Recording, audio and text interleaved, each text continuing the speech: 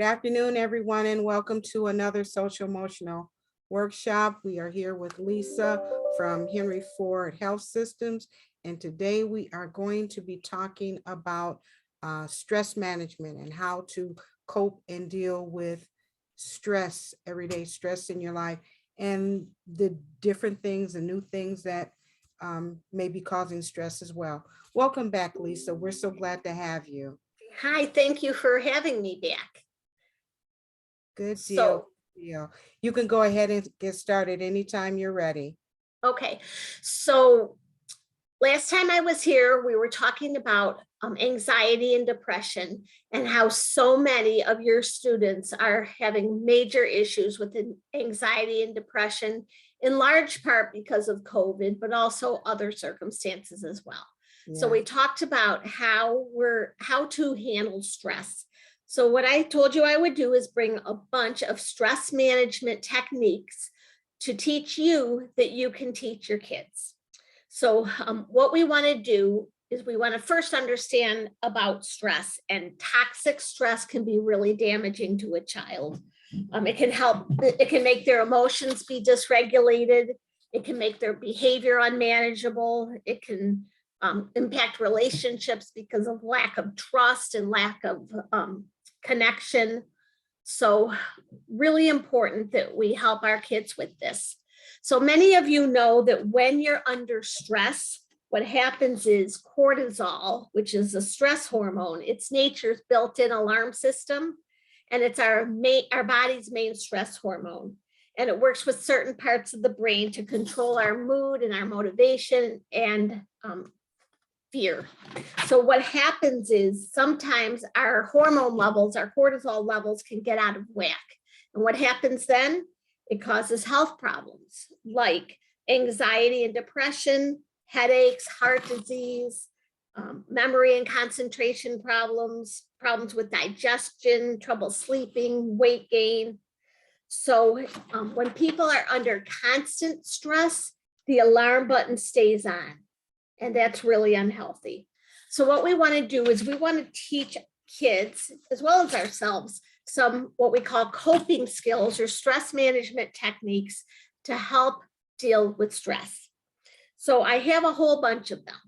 And what I'm hoping is that you all will try these and enjoy them. I think that you'll find them really helpful, and then remember them to teach the kids. So the first one, if anybody has ever taken any yoga class, yoga instructors talk about diaphragmatic breathing. And it's not just breathing in and out deeply. It's really filling your diaphragm with air. So it's like filling a cup from the bottom up and then exhaling from the top down. So diaphragmatic breathing is really helpful to help people relax. I will tell you that when I'm having trouble sleeping at night, if I take 10 deep breaths with diaphragmatic breathing, I'm tired. Okay, it really helps to calm people down and help them to go to sleep. So if you're interested in learning more about that, or taking a yoga class where you can learn it there, it's a really good technique. So another one is square breathing. So everybody knows that a square has 4 equal parts. So square breathing is where you inhale for a count of 4. So I'm gonna draw a square here. Inhale for a count of 4, hold for a count of 4, exhale for a count of 4, and do nothing for a count of 4 and repeat. So let's try that together. Okay, I'm gonna ask you to inhale, 2, 3, 4, hold, 2, 3, 4, exhale, 2, 3, 4, do nothing, 2, 3, 4, and inhale, 2, 3, 4, hold, 2, 3, 4, exhale, 2, 3, 4, and nothing, 2, 3, 4, and continue on your own for a minute.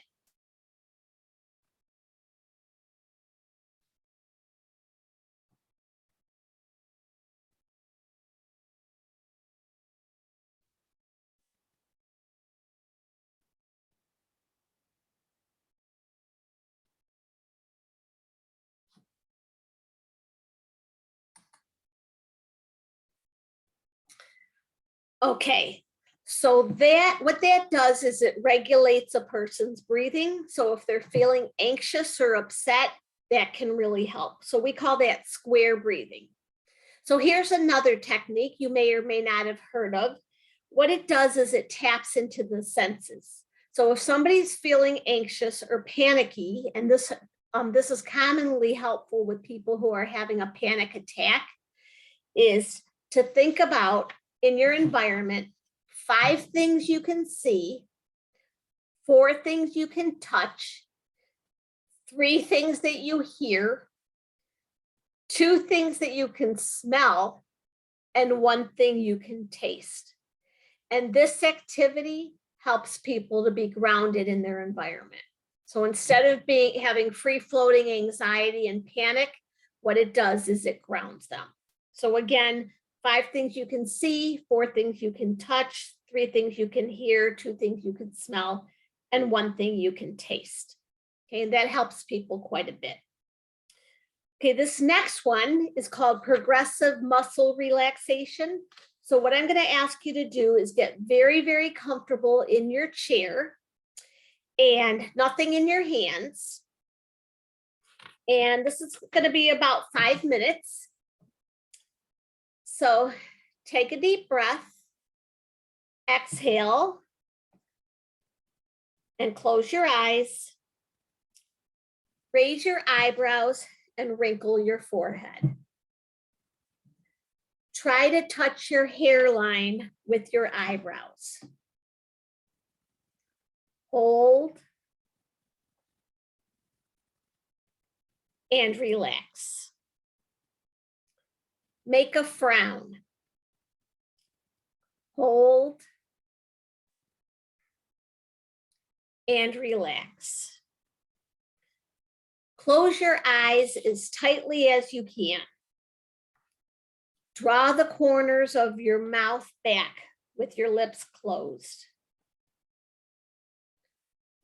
Hold and relax. Now open your mouth as wide as you can. Hold and relax. Feel the warmth and calmness in your face. Stretch your arms out in front of you. Close your fists tightly. Hold and relax. Feel the warmth and calmness in your hands. Stretch your arms out to the side. Pretend you are pushing against an invisible wall with your hands. Hold and relax. Bend your elbows and make muscles in your upper arms. Hold and relax. Feel the tension leave your arms. Lift your shoulders. Try to make your shoulders touch your ears. Hold and relax. Arch your back away from the back of your chair. Hold and relax. Now round your back. Push it against the back of your chair. Hold and relax. Feel the tension leaving your back. Tighten your stomach muscles. Hold and relax. Tighten your thigh muscles by pressing your legs together as close as you can. Hold and relax. Bend your ankles toward your body as far as you can. Hold and relax. Now curl your toes under as far as you can. Hold and relax. Feel the tension leave your legs. Now tighten all the muscles in your whole body. Hold. Keep holding. Keep holding. Keep holding. And relax. Let your entire body be heavy and calm and enjoy this feeling of relaxation.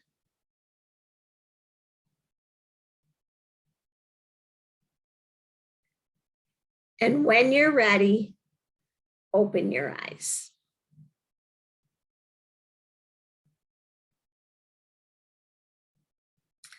So I'm hoping that everybody feels really calm and relaxed, maybe even tired. So this is an activity that you can teach kids. They can do this in a chair. They could do this laying down in bed if they have trouble falling asleep. It works really well with anybody who's feeling anxious. So now I have another, this is called progressive muscle relaxation. And then I have another one called guided imagery. Okay, so same idea, make yourself very comfortable in your chair.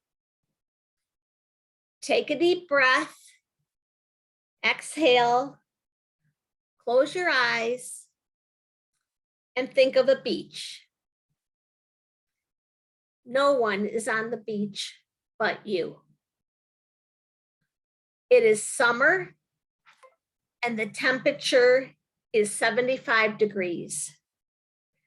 The wind is blowing slightly. The ocean is calm. The sky is blue. You smell the salt water in the air. There are seagulls flying overhead, but they don't land. You feel so comfortable with your bare toes scrunched in the warm sand. You are walking along the beach. You feel so relaxed. You don't have a care in the world. Can you smell the suntan lotion? It smells like coconut. Can you feel the sun? It feels warm, but not too hot. Can you feel the sand in your toes? The sand is soft and white. There are no pebbles or shells to hurt your feet. Do you see the seagulls flying in the sky? You can see some white, wispy clouds float by. Do you see the ocean? Some dolphins are jumping in and out of the water. Do you feel the breeze blowing? As you are walking along, you lay down a beach blanket. You lay down on the blanket and look up at the sky. You see some hot air balloons float by. The balloons are beautiful colors: red, yellow, orange, purple, all the colors of the rainbow. The balloons float peacefully by. You feel so happy and so relaxed. You wish you could feel this way forever. When you are ready, go to the edge of the water and throw in anything that has been bothering you. Anything you wish to be rid of in your life. Anything you are feeling sad or angry about. Anything you worry about. Picture it as a big rock, a chain, a heavy bag over your shoulders. Throw it in the ocean as far as you can. Watch it sink and get taken by the waves. Be thankful for the release of the burden, the problem, the worry. Then walk peacefully through the warm sand and take a rest on your beach blanket.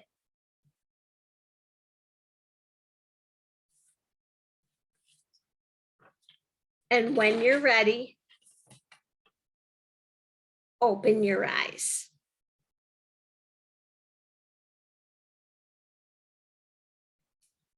So I'm hoping that you feel very relaxed and comfortable, maybe even sleepy. So this is called guided imagery relaxation technique. So in this case, the happy place was the beach, but everybody has a different happy place. So think for yourself, where is your happy place that you can go to anytime in your mind? So you don't need me to read this to you. You can imagine it in your head, but there's also apps on a smartphone that you can get that read you situations like this. They put you in a situation if you're interested in finding them. Okay, so progressive muscle relaxation and guided imagery are two really great tools that you can use pretty much anywhere. Okay, and kids can be taught to do this in their chair, in their bed, really anywhere. Okay, another thing to talk about is the idea of teaching kids how to focus on the positives. As people, we're very aware of what goes wrong in life. We often focus on the negatives, but do we focus on what's going right? Not so much. So what if we teach kids to train their brain to focus on what's going right? Okay, so for example, let's say today I drive to work and I have a flat tire, okay, and I'm really upset. My car failed me. But do I ever focus on the fact that 364 days a year, my car works perfectly fine? I don't think about that. So what if we teach people to focus on what's going right? And even in a pandemic, things are going right. So teaching kids things like, right now, you're okay. You have a roof over your head, you have food on the table, you have people who love you, you have, opportunities for education. So focusing on what is going right. Okay, really important skill to have to grow up to be a healthy, happy person.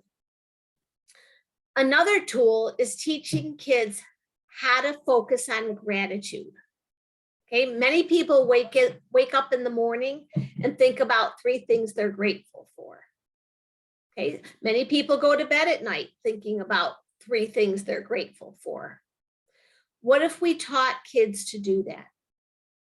Okay, and they could be grateful for anything: their health, their school, the fact that they have a dog, they have friends, that there's a great game on tonight. Just about anything. But what we want to teach kids is to focus on what they're grateful for, because most of us don't even think about it. Maybe we do on Thanksgiving.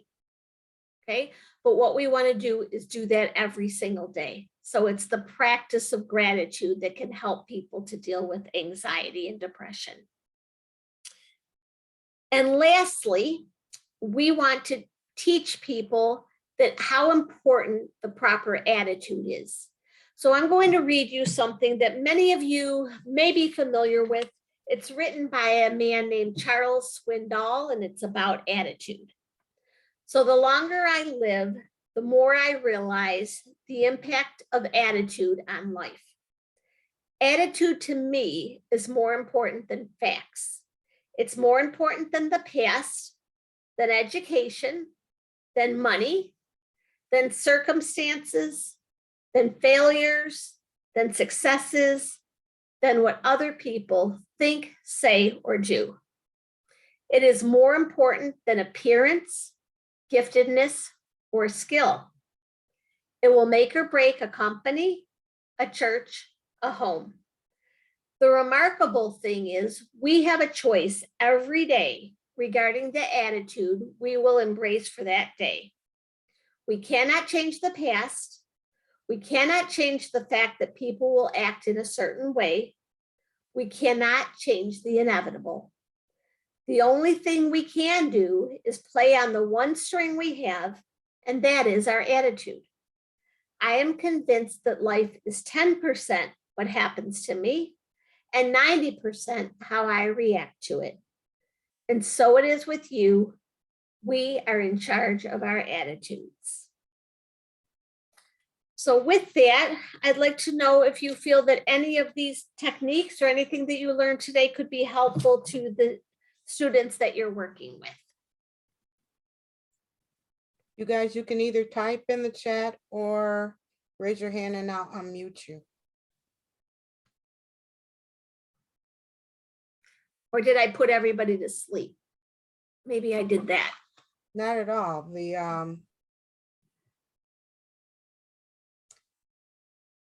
Yeah, I would agree with you, Jamie. It definitely mellows you out.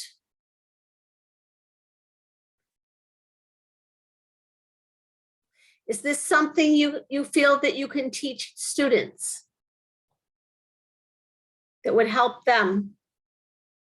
You know, doing one of these activities, you like the square breathing. So doing these activities before they actually sit down to learn, just to put them in the right frame of mind. I think that's a great idea.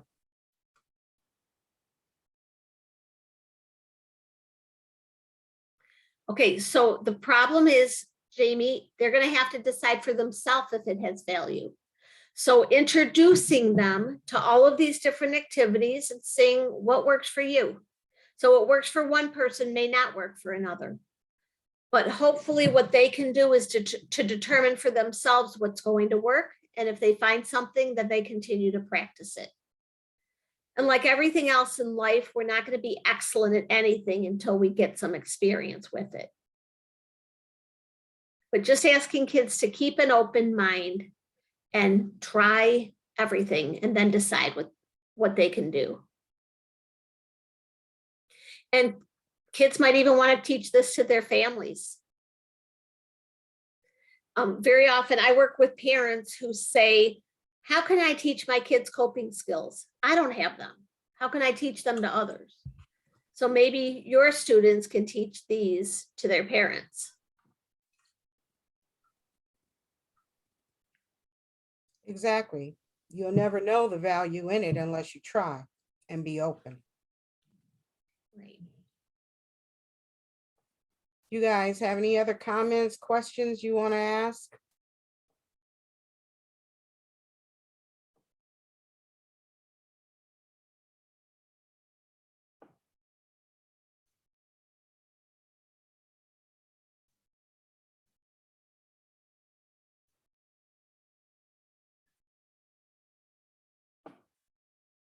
All right, then. I thought they were great practices, Lisa, and it definitely causes you to hit pause, regroup. Okay, well, I hope that this is helpful to you. All righty then. we will bring it to a close and we will see you in next Tuesday. Is it Tuesday? Okay, I don't have my calendar in front of me, Yeah. but Next Tuesday. okay. Oh, we're Okay. talking about addiction, We are. right? Okay, Good deal. all right. Thank you, everybody. Thank you guys for tuning in. All right, bye-bye.